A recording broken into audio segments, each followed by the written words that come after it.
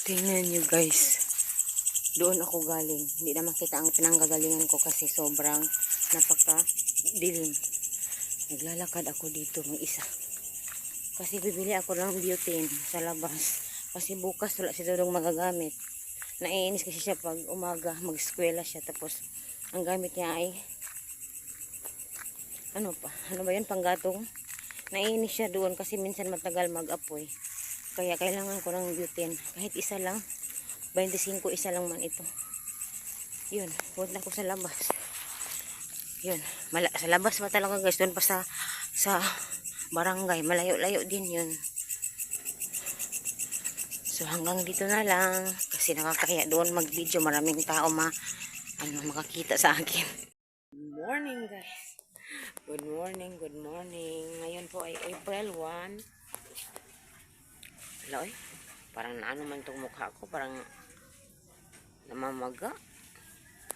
April 1 ngayon guys. Tingnan nyo. Madilim pa sa labas. Kasi alas 5 pa ng umaga. So ayan. Ang aga yan. Oh, nagluluto.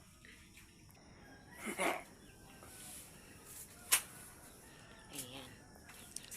Magluluto kasi ng maaga yan. Oh. Kasi klase Monday today. Monday, April 1. So ayan. April Fool's Day. So ngayon pwede mamutbot. Pwede magsinungaling. Charot. Ayan, nagluluto siya ng hotdog para baon niya at agahan. So binili niya sa kapitbahay na may tindang hotdog. So may na kami dyan sa kapitbahay malapit, nagtitinda ng hotdog, frozen products.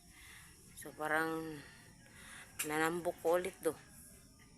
Kasi ang lakas kong kumain kasi pag may pagkain kakain talaga para lumakas ba. So ngayon okay na naman ang ating katawan, hindi naman ako mahihilo. Okay na sa awa ng Diyos. So panyalam guys, hindi ko alam kung ano na sa English, basta panyalam. Oh, gaya na ba kong ikulit ani. Kani ba? Gaya na ba ko nang ikulit. Ikis naman ko nga mauwi ang nguso. Tapos piling-piling pugi ana ko ha. Piling-piling pugi. Nagready na siya para mag-eskwela. Gwapo lagi. Gwapo ba? Oh, sige pa. Sige pa. Oh, lagi gwapo lagi. So, at ngayon ay hinihintay ko lang kumulo itong mainit na tubig para kay Lolorik. Para makainom ng gatas. So, ayan.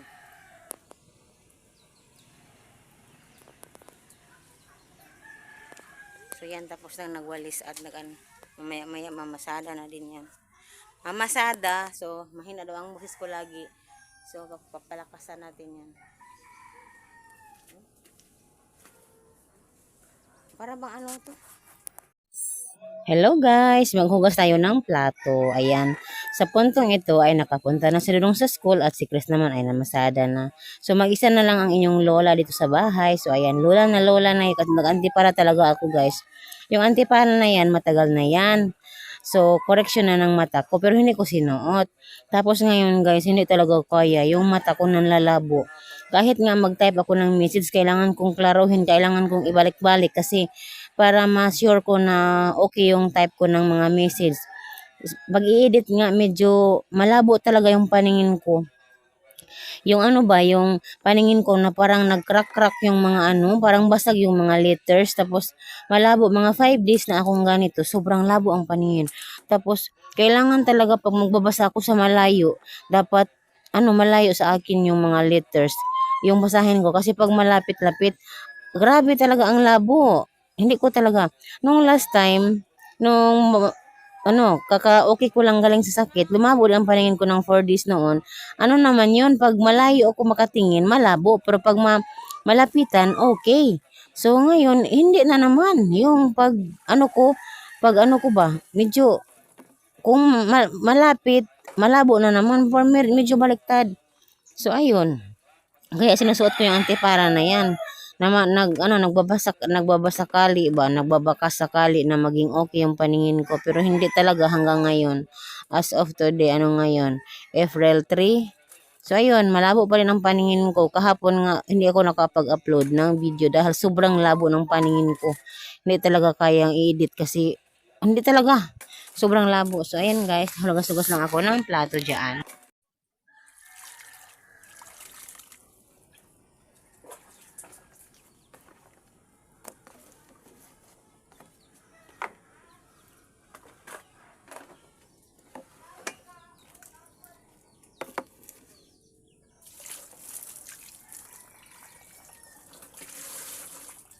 Good afternoon guys. Good afternoon. Ngayon po ay ano na? Afternoon na guys. So, hindi to ang gatas na gatas na adult. So, yung gatas na Birds Tree ay andito. Ang adult ay andito. So, ayan. Ito ang sugar nung isang pabilihan. Tagal maubos kasi konti-konti lang. Binilhan ko si Lolo Orek ng tinapay. Malambot lang man guys. Kaya pa niyang malambot lang. Gatas. Yun. So, gusto ko talagang umuwi. Pero may problema na naman ang pamilya dito nila. So, hindi ko ma-share pero may problema sila. Kasama na. So, na problema. So, ibibigay ko to kay Lolo Orek. Or si Chris pala kasi umuwi si Chris galing na Masada. Siya ang magbibigay nito. Yun.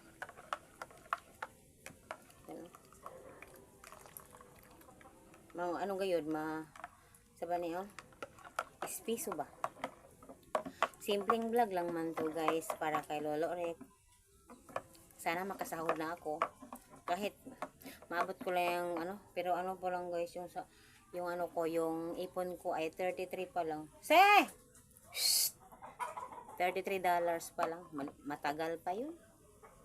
So thank you Ma'am Aliana Reyes or Gima Cakes and Tarots. So ayun, salamat sa gatas. Panggatas si Lolo Orek. Sobrang thank you po ma'am. Sobrang laking blessing ka po sa amin, kay Lolo Orek. Sa amin kasi natulungan mo si Lolo Orek at medyo nagaan-gaanan kami. Kasi nung last week talaga medyo stress ang people. So ayun lang. Punta na, hindi ko na i-video kasi wala siyang short pan.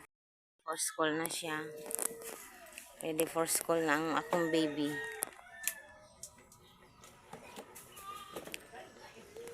Sapatos. Late naman na. Kabalo man ko. 7:21 na. Lugayan manggid kayo niya akong anak ko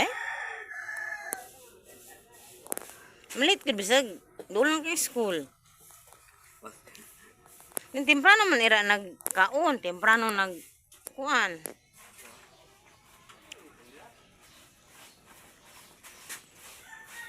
Nagdali-dali na. Apuraw na. Late naman.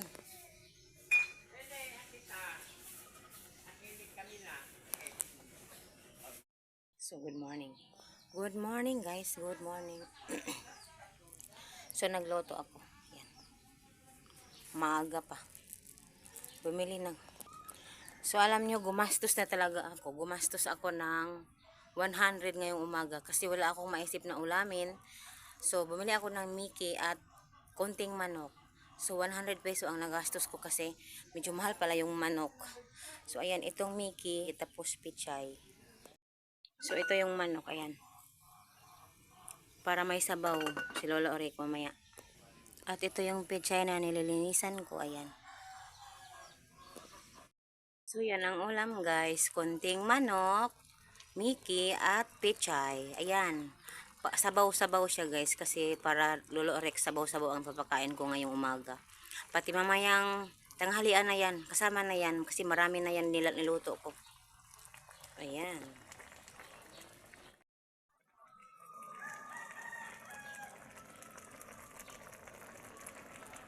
So, ayan, ready na ang pagkain ni Lolo Orek. Ayan, yan ang umagahan niya ngayon. So, si Chris ang magdadala. Kasi ako may ibang gagawin pa naman.